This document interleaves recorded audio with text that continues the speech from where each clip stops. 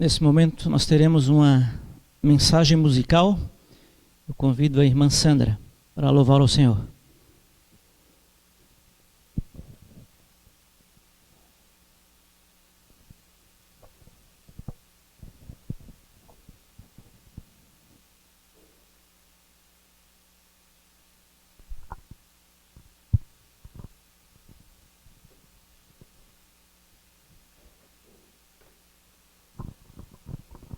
Essa mensagem venha tocar seu coração.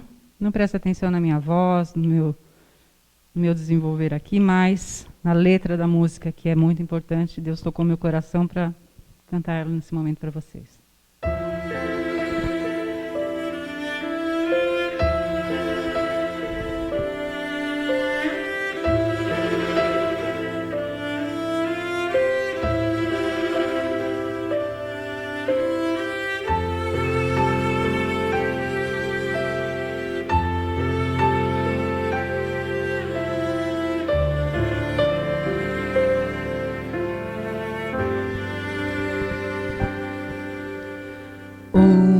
Ouvi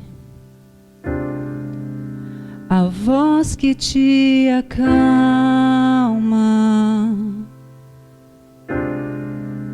que cala tua alma, convida a caminhar.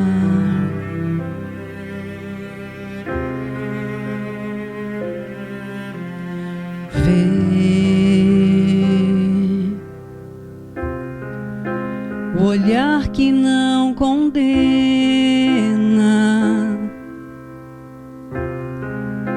que enxerga teus intentos,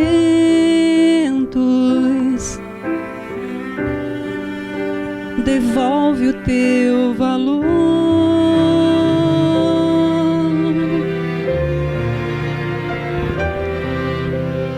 Toca a mão aqui estendida, que oferece nova vida. Vem, derrama nesse altar teu coração em Deus.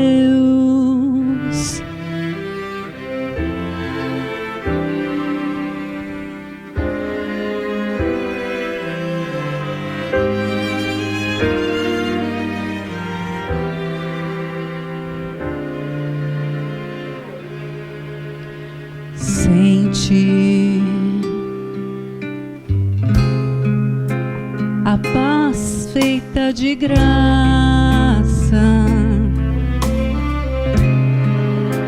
que traz a liberdade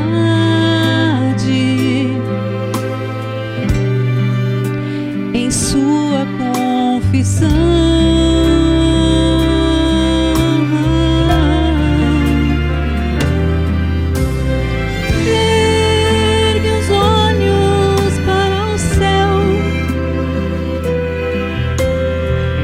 Hoje é tempo de perdão. Vem, derrama nesse altar teu coração em Deus.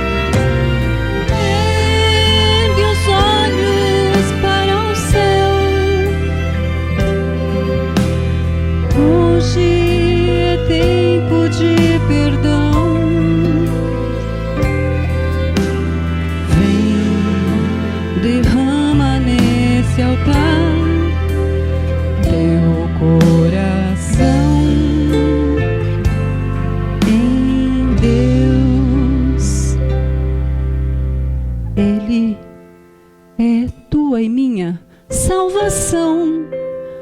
Põe tua vida em Deus. Amém, Senhor.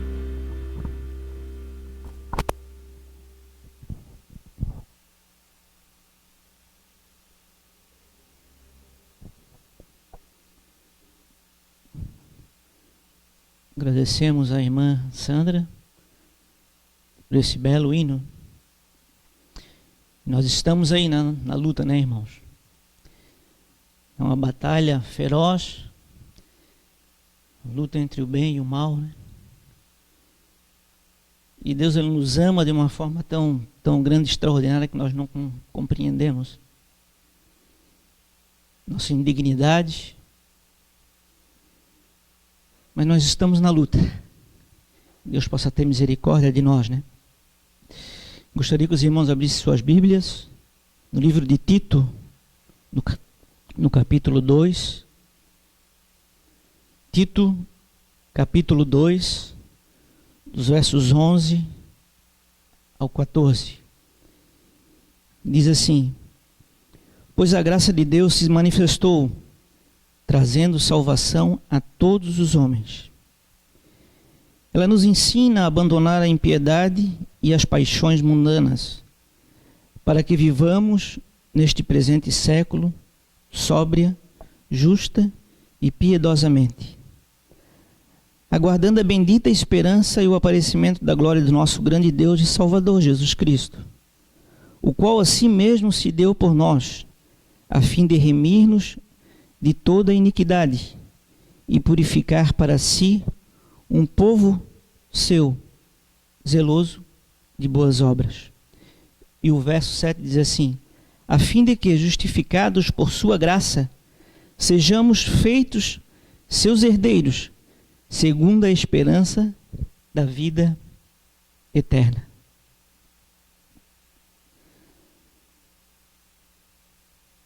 Nós somos salvos pela graça. Quando lá no passado, né, o povo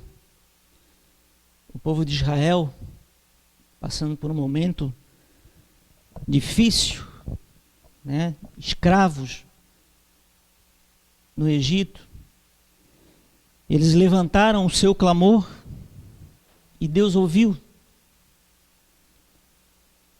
a voz daquele povo. Um povo escravizado durante 400 anos.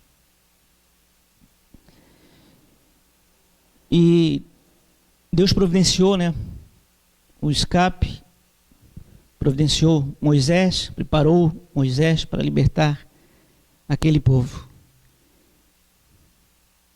E quando a gente clama, Deus ouve as nossas orações, nós temos que acreditar nisso.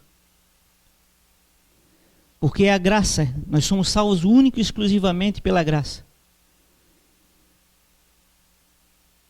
Deus, Ele nos busca com amor, com ternura, carinho, Ele quer a nossa salvação. E muitas vezes, né, nós não valorizamos, né, o seu sacrifício. Como em Mateus diz, né, Mateus 23, no verso 37, diz assim: Jerusalém, Jerusalém, que matas os profetas e apedrejas aqueles que te são enviados. Quantas vezes quis eu ajuntar, como a galinha junta os seus pintinhos, mas tu não o quiseste.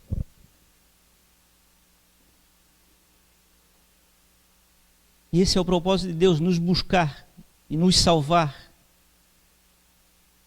E isso custou, né, a vida do nosso Senhor e Salvador, Jesus Cristo, aquele que é o nosso espelho. E é tão difícil, né, irmão, nós crucificarmos o eu. É o ato mais difícil que eu acredito na vida religiosa, é crucificar, porque crucificando o eu, as consequências, né, de tu ter uma vida religiosa plena, ela vem. E como é difícil, eu luto com isso todos os dias. Todos os dias, acredito que cada um de nós também. É uma dificuldade grande. Mas nós temos que estar ligados a Deus.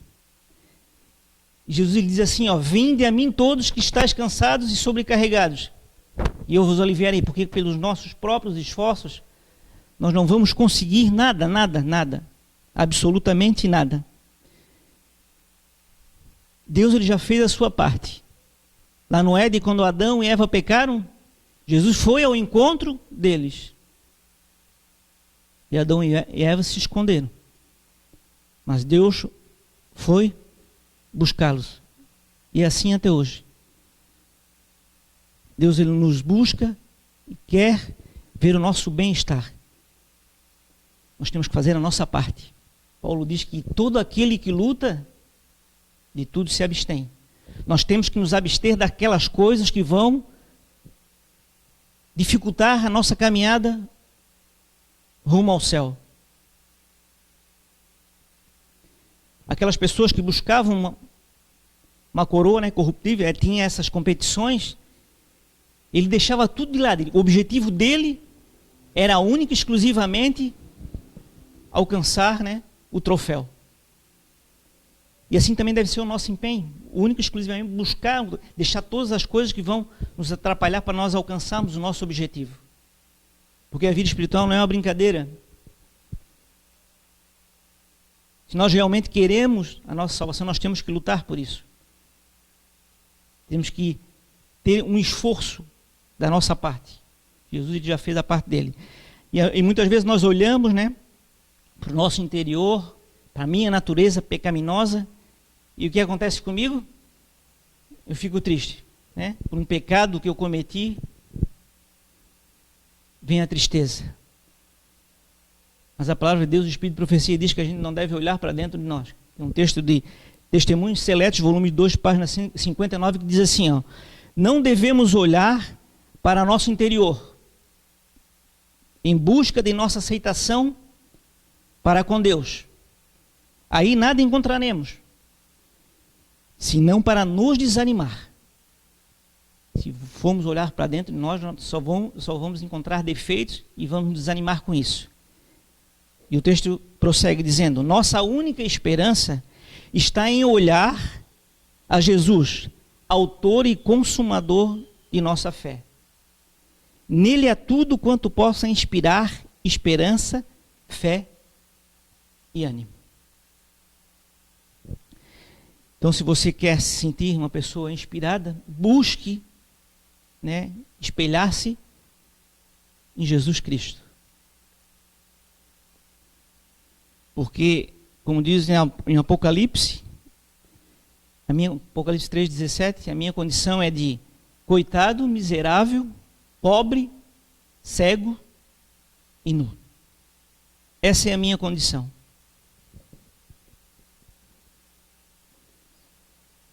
E o conselho é comprar ouro refinado no fogo, vestes brancas e a justiça de Cristo, e ungir os nossos olhos com colírios, para que nós possamos ver o nosso estado lastimável.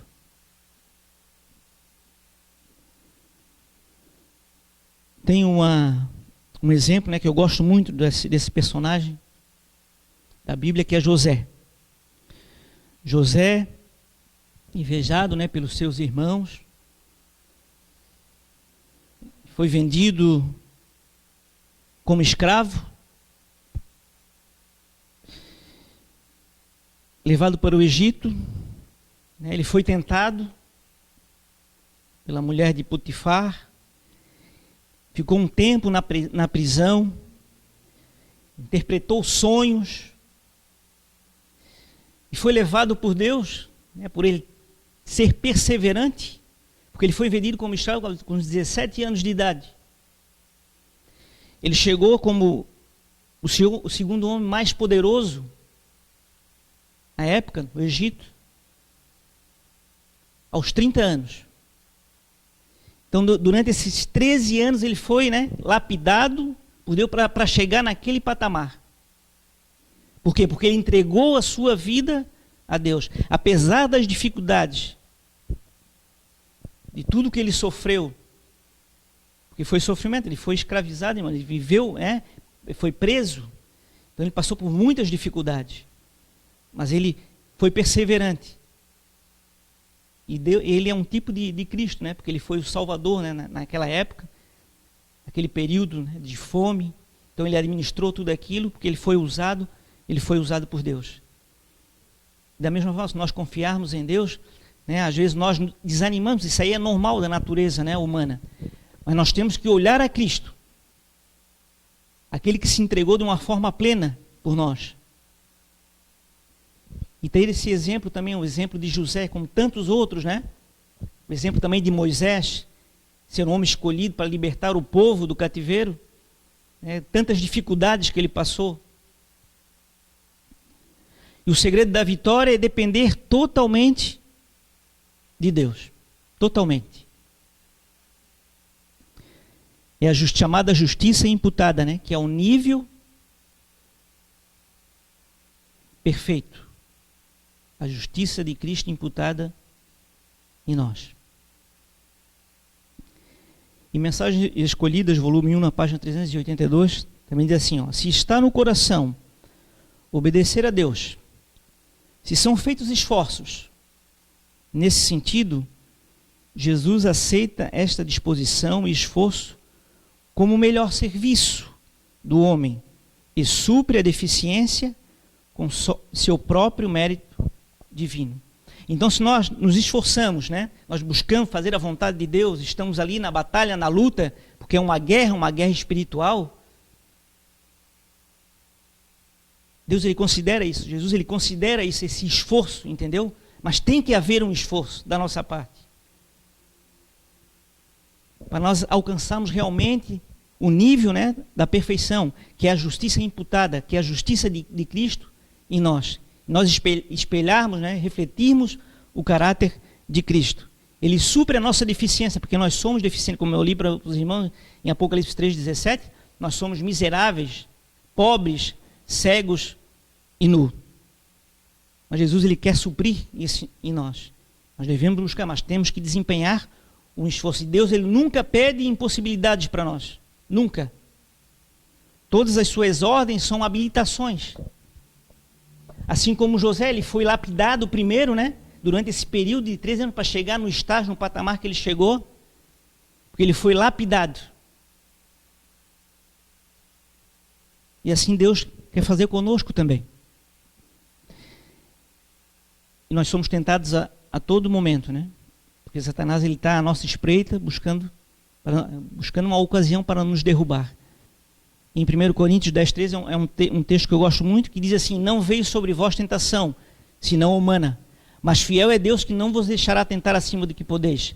Antes, com a tentação, dará também o escape para que possais suportar. Então, nenhuma provação, por exemplo, uma provação para mim, de repente, né, eu posso superar uma provação que vem para mim, uma outra pessoa não seria capaz. Então, Deus ele conhece cada um de nós. Então, se as provações vierem, e elas virão, elas não vão sobrepor aquilo que nós podemos suportar. Porque Deus é fiel e justo. E aquele que cuida estar em pé, olhe para que não caia. Então, nós devemos tomar cuidado, porque Satanás ele quer nos derrubar, né? Nos dar uma rasteira. E a palavra de Deus diz assim também, mensagem aos jovens, na página 99, diz assim, ó, ninguém diga, não posso remediar meus defeitos. Ninguém diga isso.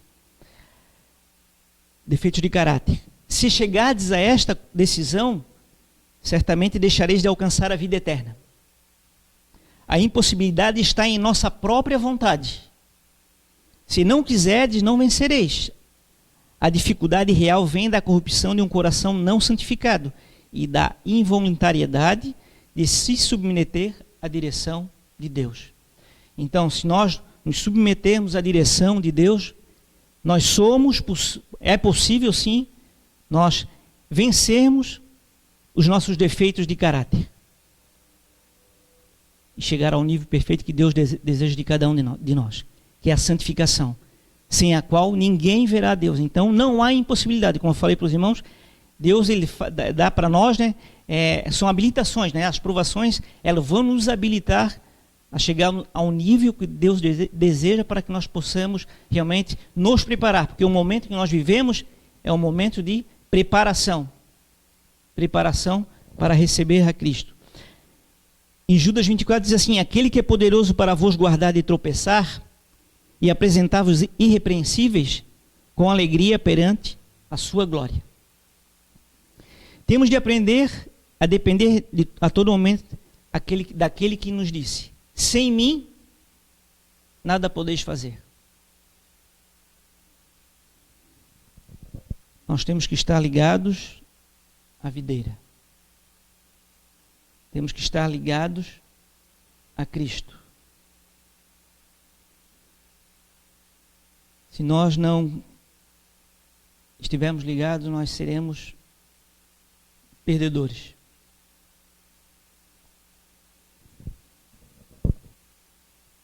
E a Deus é dado toda a autoridade, né, no céu e na terra. Como a gente viu na lição, o poder do Espírito Santo.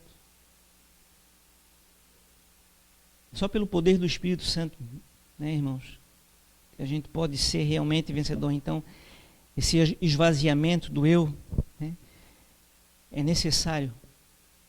No tempo que nós vivemos, o período, nós somos o povo, né, do tempo, estamos vivendo num tempo de mornidão espiritual. A gente pode muitas vezes se achar, né, quente, né, em comparação com o mundo ali fora. Mas Deus diz que oxalá foras frio ou quente, porque tu és morno, eu vomitar-te-ei da minha boca. Aquilo que é impossível em virtude da debilidade da carne, Deus torna possível por meio de Cristo. E esta é a vitória que vence o mundo. A vitória que vence o mundo é a nossa fé.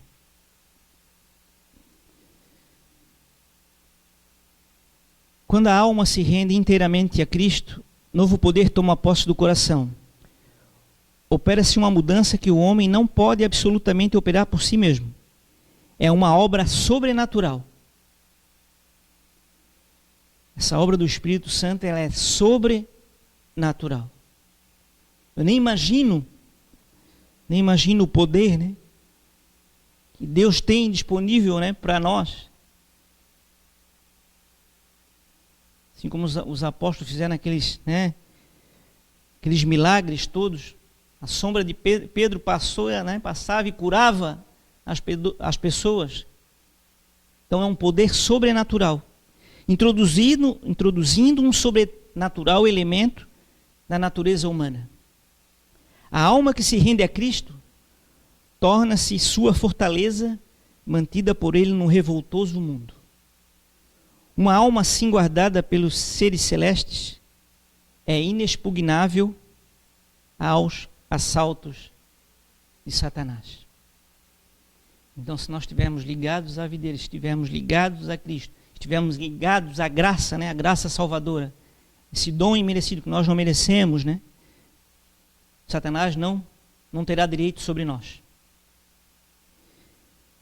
Jesus diz: eis que estou à porta e bato. Se alguém ouvir a minha voz e abrir a porta, entrarei em sua casa e cearei com ele e ele comigo. Aquele povo que clamava lá no Egito por liberdade, sofrendo, Deus teve misericórdia deles. Buscou-os. Moisés os libertou, os milagres que foram operados.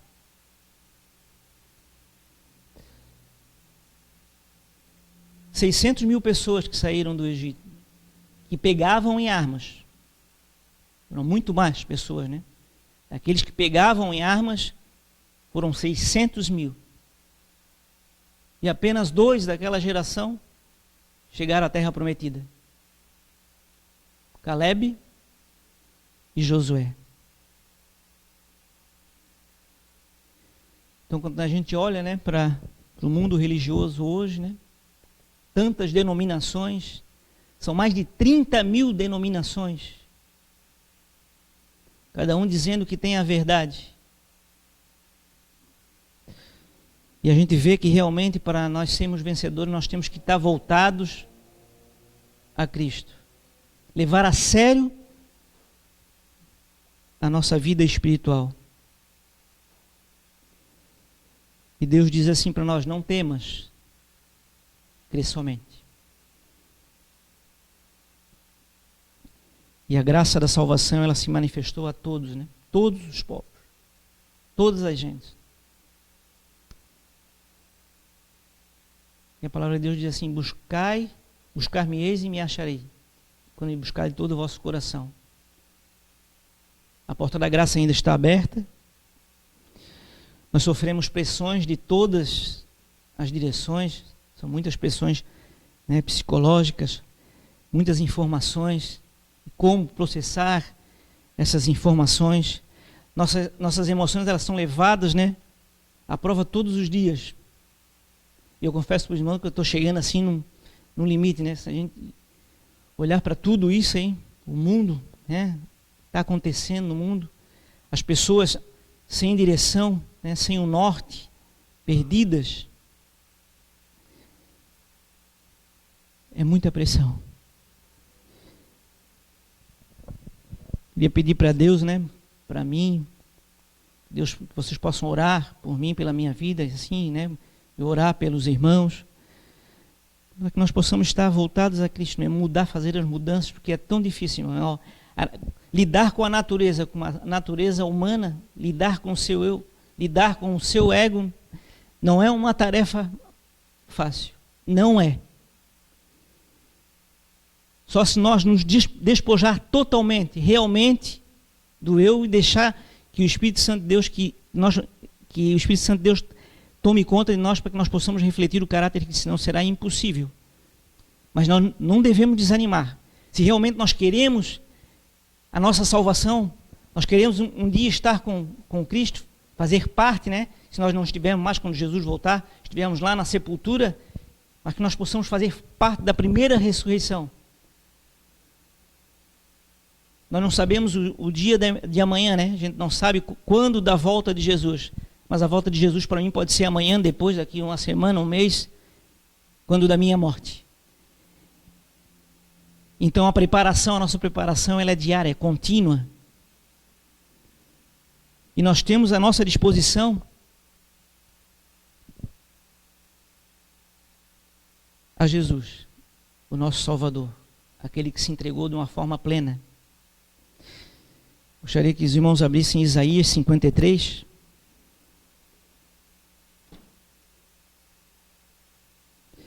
Isaías 53, dos versos 4, 53 de 4 a 7, que diz assim: verdadeiramente Ele tomou sobre si as nossas enfermidades, e as nossas dores levou sobre si. Contudo, nós o consideramos como aflito, ferido de Deus e oprimido. Ele, porém, foi ferido pelas nossas transgressões e moído pelas nossas iniquidades. O castigo que nos traz a paz estava sobre ele, e pelas suas pisaduras fomos sarados. Então, o verso 6 aqui eu acho muito bonito, né?